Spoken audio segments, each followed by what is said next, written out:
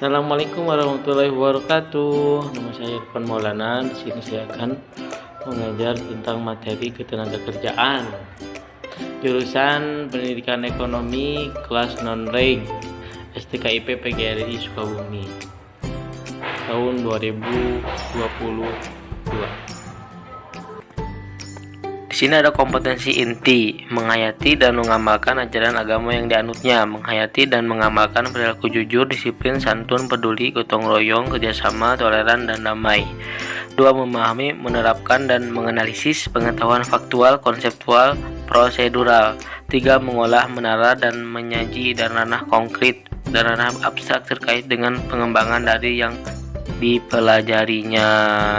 Sekolah yang sudah dipelajarinya itu adalah kompetensi inti, kemudian ada kompetensi dasar. 3.3 menganalisis permasalahan ketenagakerjaan dalam pembangunan ekonomi. Jadi ada dua, ada kompetensi inti dan kompetensi dasar. Seperti itu.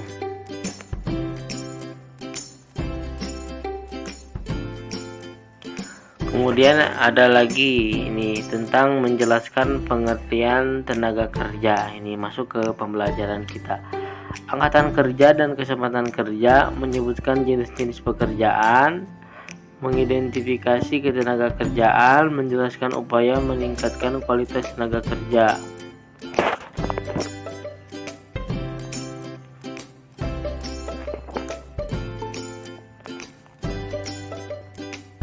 Kemudian, apakah pengertian ketenagakerjaan itu? Menurut Undang-Undang Nomor 13 Tahun 2013 tentang Ketenagakerjaan mengidentifikasi sebagai segala hal yang berhubungan dengan tenaga kerja pada waktu sebelum, selama, dan sesudah masa kerja. Jadi itu menurut Undang-Undang Nomor 13 Tahun 2013 tentang Ketenagakerjaan. Apabila kita melihat dari undang-undang, kemudian ada lagi, tenaga kerja adalah setiap orang yang mampu melakukan pekerjaan guna menghasilkan barang atau jasa, baik untuk memenuhi kebutuhan sendiri maupun untuk masyarakat. Nah, seperti itu ya.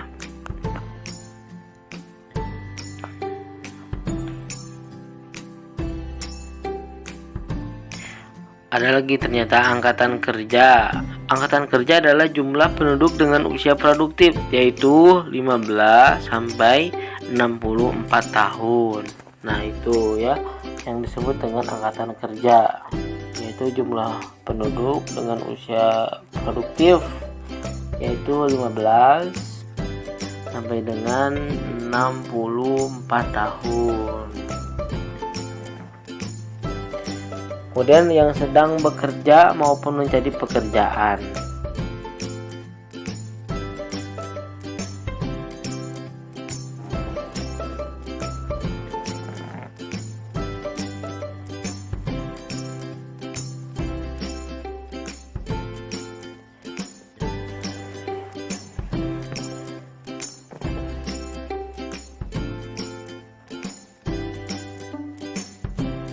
Nah, kita lanjut.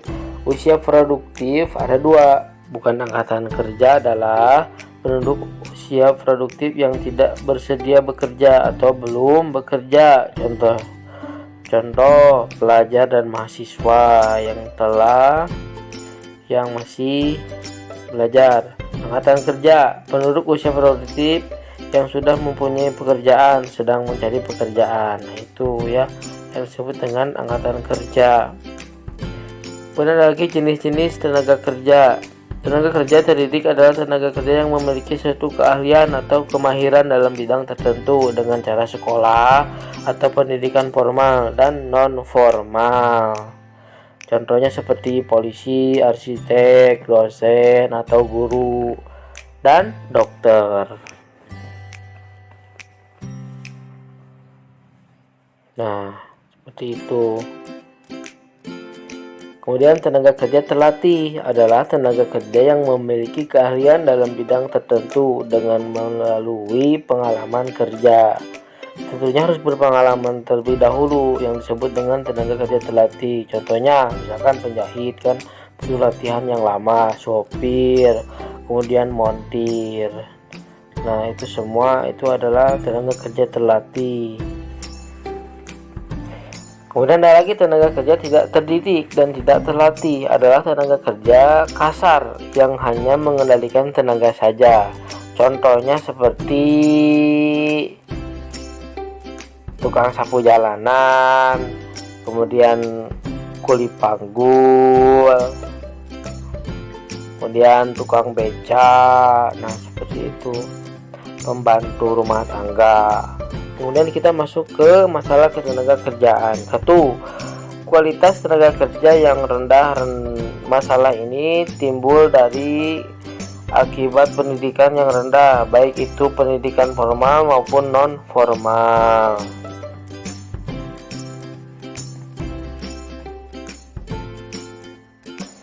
Itu masalah ketenaga kerjaan. Kemudian nomor 2, kesempatan kerja yang rendah. Masalah ini timbul akibat dari produktivitas masyarakat yang rendah sehingga jumlah lapangan kerja tidak sebanding dengan jumlah angkatan kerja. Seperti itu ya.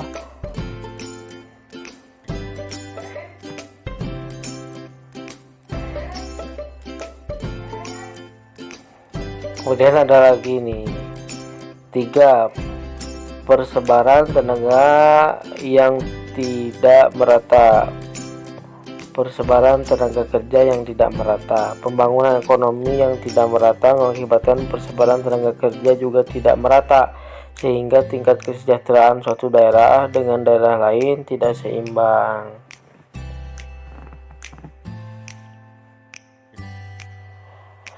Nah, seperti itu ya. Kemudian 4, masalah pengangguran. Masalah ini paling besar ketenaga kerjaan di Indonesia. Hal ini disebabkan karena tingginya jumlah penduduk Indonesia yang tidak dibarengi dengan kesempatan kerja yang cukup. 5. Perlindungan kesejahteraan tenaga kerja yang belum maksimal. Hal ini dapat dilihat dari standar upah yang belum memenuhi kebutuhan masyarakat. Upaya meningkatkan kualitas tenaga kerja. 1. Upaya pemerintah untuk meningkatkan mutu tenaga kerja antara lain dengan mendirikan berbagai pusat latihan kerja.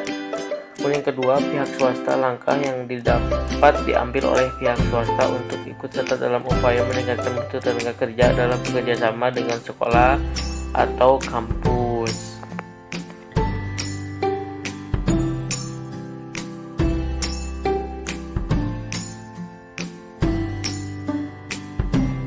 Kemudian yang ketiga, individu. Oleh setiap individu dalam meningkatkan mutu dirinya. 1. Individu membekali diri dengan berbagai hal yang dikehendaki oleh perusahaan.